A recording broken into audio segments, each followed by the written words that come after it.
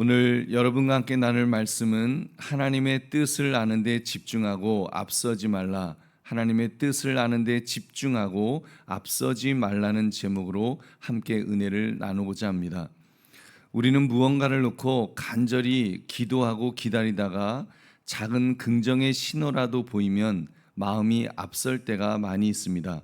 마치 가뭄 끝에 비 한 방울을 맞고는 이미 홍수가 난 것처럼 그렇게 기뻐하는 것과 같습니다. 좋은 소식에 대한 갈망이 너무 크기 때문이겠죠. 합격 통보를 받기도 전에 면접관의 미소에 면접관이 나를 보고 웃었다. 이미 나 합격한 것처럼 막 들떠갖고 그러기도 하고, 관계 회복을 위해서 기도하다가 상대방이 그냥 조금 잠깐 그 작은 친절을 하나 베풀었는데 모든 문제가 이제 다 해결된 것처럼 그렇게 안심해 버리기도 합니다.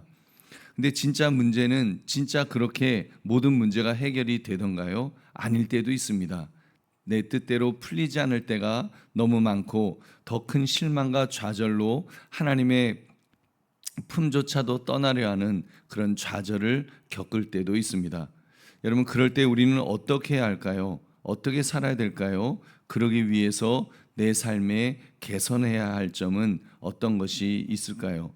오늘 말씀, 하나님의 뜻을 아는 데에 집중하고 앞서지 말라, 이 제목을 가지고 하나님의 뜻 앞에서 나의 반응을 점검하시는 이 새벽 되시기를 주의 이름으로 축원합니다.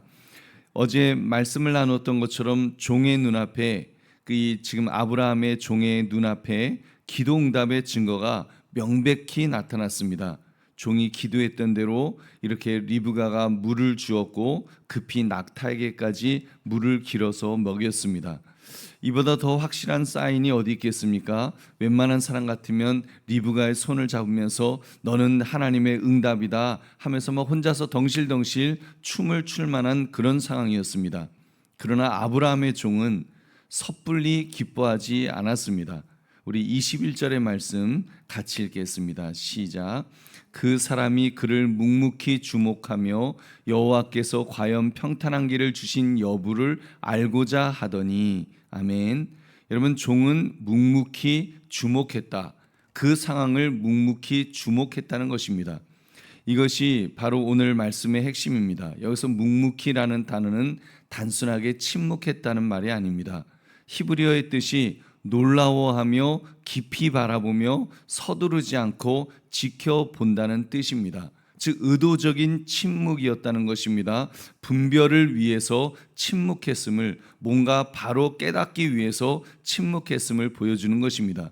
그는 기도 응답처럼 보이는 상황 앞에서도 감정적으로 이렇게 폭발하지 않았다는 겁니다. 막 할렐루야 하면서 됐다 외치면서 주께서 이렇게 응답하셨으니, 내 기도를 응답하셨으니 이 사람이 맞다 하면서 자기 판단을 앞세우지 않으려 했다는 것입니다.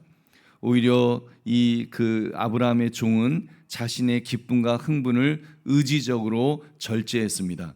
한 걸음 뒤로 물러서서 이 모든 상황을 주관하시는 분이 정말 여호와 하나님이신지를 끝까지 확인하려고 했다는 것입니다. 왜 그랬을까요? 좋은 사인이 하나님의 확증은 아닐 수 있음을 알았기 때문입니다. 그는 지금 자신의 감정이 아니라 하나님의 뜻을 따라 움직여야 하는 사명자였습니다. 그래서 그는 자신의 감정을 이렇게 억제하고 하나님의 뜻을 아는데, 하나님의 뜻을 분별하는 데 온전히 집중했던 것입니다. 우리 보배로운 성도님들, 이것이 바로 섣불리 기뻐하지 않는 영적인 지혜입니다. 이 침묵의 시간, 그 시간이 그에게 얼마나 길고 긴장되는 순간이었겠습니까? 하지만 그러한 침묵이 있었기 때문에 그는 하나님의 더 크고 확실한 음성을 들을 수가 있었습니다. 바로 리브가의 입을 통해서 그녀가 아브라함의 친족임을 밝혀지는 그 확증의 순간이 찾아왔던 것입니다. 우리 23절부터 26절까지 25절까지 같이 읽겠습니다. 시작. 이르되 내가 누구의 딸이냐 청하건대 내게 말하라. 내 아버지의 집에 우리가 유숙할 곳이 있느냐. 그 여자가 그에게 이르되 나는 밀가가 나홀에게서 낳은 아들 부두엘의 딸이니이다. 또 이르되 우리에게 집과 사료가 족하며 유숙할 곳도 있나이다. 아멘. 친족이었다는 것을 이제 알게 된 것입니다. 아, 그랬구나. 아브라함이 그 말씀하셨던, 주인이 말씀하셨던 바로 그 집안, 그 집안을 만났구나 하는 것을 이제 깨닫게 된 것입니다. 그제야 비로소 그의 침묵은 깨어집니다. 그렇다고 그가 이 아브라함의 종이 막 떠들면서 하나님의 역사다 하면서 막 떠들면서 막 떠벌렸나요? 아닙니다. 그는 먼저 하나님께 경배와 찬양을 올려드렸습니다. 26절을 보면 이에 그 사람이 머리를 숙여 여호와께 경배하고, 할렐루야, 그 사람이 머리를 숙여 여호와께 경배했다 그랬습니다. 그의 기쁨은 상황에 대한 안도감이 아니었습니다.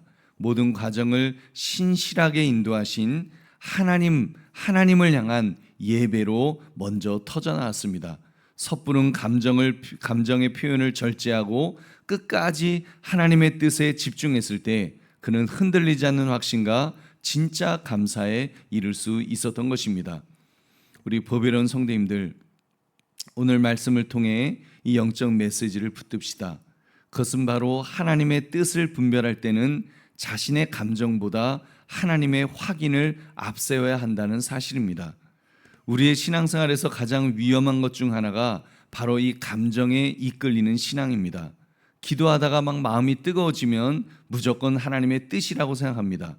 자기 마음에 드는 이성이 교회를 오면 자기의 배우자를 위해 기도했던 것이 응답되었다고 그렇게 흥분하는 사람도 보았습니다. 심지어 어떤 사람은 큰 소리로 그랬대요. 새벽 기도회 때 그 사람의 이름을 불러가면서 아무개를 배우자로 보내심을 감사합니다 하면서 막 기도했답니다. 아직 썸도 안 탄 상태에서 그랬다는 겁니다.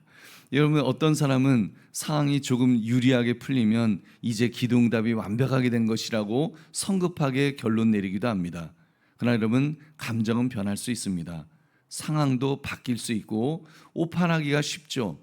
그렇게 자기에게 보내신 배우자라고 기도하며 좋아했는데 그 사람이 엉뚱한 사람과 결혼한다는 청첩장 받고 하늘이 무너지는 듯 막 엉엉 우는 것도 보았습니다. 여러분, 이런 모습은 성숙한 믿음의 사람의 모습은 아니라고 생각합니다. 믿음의 사람은 감정의 파도에 올라타는 사람이 아닙니다. 하나님의 뜻이라는 반석 위에 서는 사람인 줄 믿으시기 바랍니다. 그러기 위해서는 오늘 이 아브라함의 종이 보여준 거룩한 멈춤, 또 분별을 위한 침묵, 여러분, 이런 시간이 반드시 필요합니다. 내 기쁨의 함성을 잠시 멈추고 정말 하나님이 말씀하시는지를 잠잠히 주목해야 됩니다. 그리고 마침내 하나님의 뜻이 분명해졌을 때 우리의 첫 번째 반응은 세상적으로 기뻐하는 모습이어서는 안 됩니다. 하나님을 향한 경배가 먼저 되어야 되는 줄 믿으시기 바랍니다. 여러분께서 정말 하나님은 역시 신실한 분이십니다. 하나님을 찬양하고 하나님을 높여드리는, 하나님께 영광을 돌려야 합니다. 그렇게 할 때 우리의 신앙이 더 깊고 단단해질 줄로 믿습니다. 여러분, 말씀을 맺으며 이런 질문을 드립니다. 혹시 여러분은 섣부른 기쁨에 사로잡히려 하지는 않으셨습니까? 혹시 지금 무언가 잘 되어가는 사인 하나를 보고서 막 마음이 들떠 있지는 않으십니까? 여러분, 풀기 어려웠던 문제가 풀릴 듯한 실마리를 붙들고는 이미 모든 것이 해결된 것처럼 섣불리 기뻐하고 있지는 않느냐는 말입니다. 오늘 이 새벽 아브라함의 종이 행동했던 모습을 묵상하면서 그 섣부른 기쁨을 잠시 내려놓으시기 바랍니다. 여러분, 나의 감정을 앞세우지 마시고 하나님의 확실한 인도하심을 끝까지 구하시기 바랍니다. 사실은 우리가 침묵할 때 하나님은 말씀하십니다. 우리가 잠잠히 주목할 때 하나님은 하나님의 신실하심을 보여주실 줄로 믿습니다.